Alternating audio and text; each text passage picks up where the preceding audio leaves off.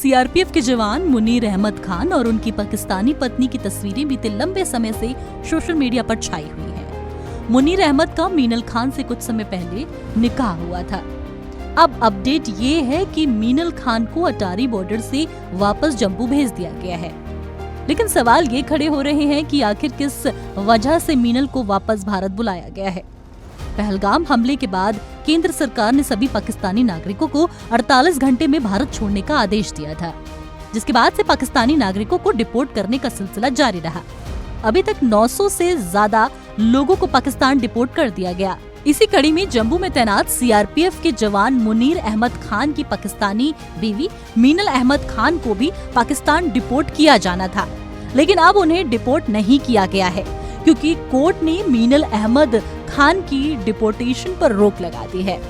CRPF के जवान मुनीर अहमद खान की पाकिस्तानी बीवी मीनल खान को ये राहत बीजेपी प्रवक्ता और एडवोकेट अंकुर शर्मा के तरफ से कानूनी दखल के बाद मिली है।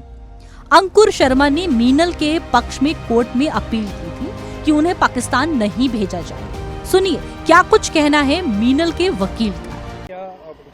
देखिए, मुनीर अहमद सीआरपीएफ में कांस्टेबल तैनात हैं। 2 महीने पहले, 2.5 महीने पहले पाकिस्तानी नेशनल मीनल खान से इनकी शादी हुई थी।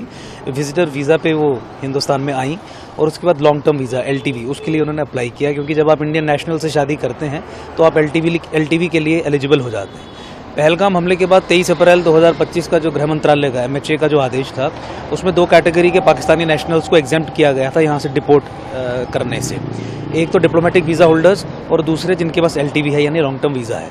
अब इस महिला ने लॉन्ग टर्म वीज़ा अप्लाई किया था और लॉन्ग टर्म वीज़ा के प्रोसेस में जो फाइनल स्टेज रहती है इंटरव्यू उसने फेस किया था, जिसके बाद जैसा कि बताया गया पॉजिटिव रिकमेंडेशन MHA को भेजी गई थी कि इन्हें LTV दे दिया जाए। मीनवाइल पहलगाम हमला हुआ और ये परिस्थिति बनी, तो इसके हाथ में LTV नहीं था, तो उस आधार पे इनको यहाँ से वापस भेज दिया गया अटारी वाघा बॉर्डर पे।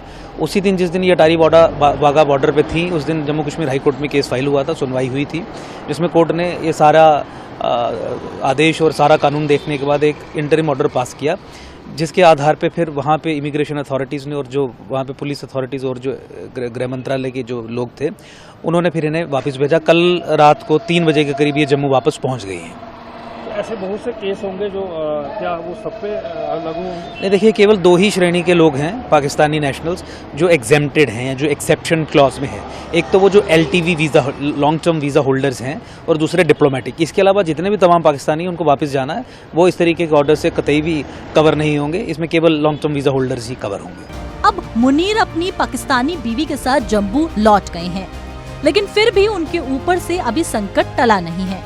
मीनल तो वापस आ गई हैं, लेकिन सीआरपीएफ के जवान मुनीर अहमद पर एक एक्शन लिए जाने की तैयारी की जा रही है।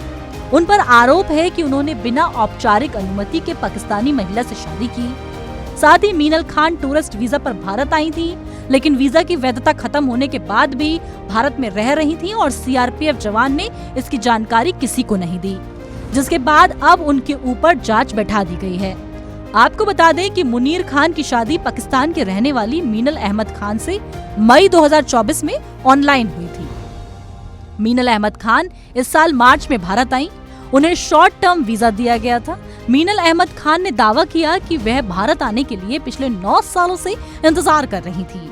उन्होंने भारत आने के बाद लॉन्ग टर्म वीजा के लिए आवेदन भी किया, जिसकी प्रक्रिया गृह मंत्रालय में लंबित थी। लेकिन तब ही केंद्र सरकार का फैसला आ जाता है कि सभी पाकिस्तानी नागरिकों को वापस जाना होगा, जिसके बाद उन्हें अटारी बॉर्डर भेज दिया गया।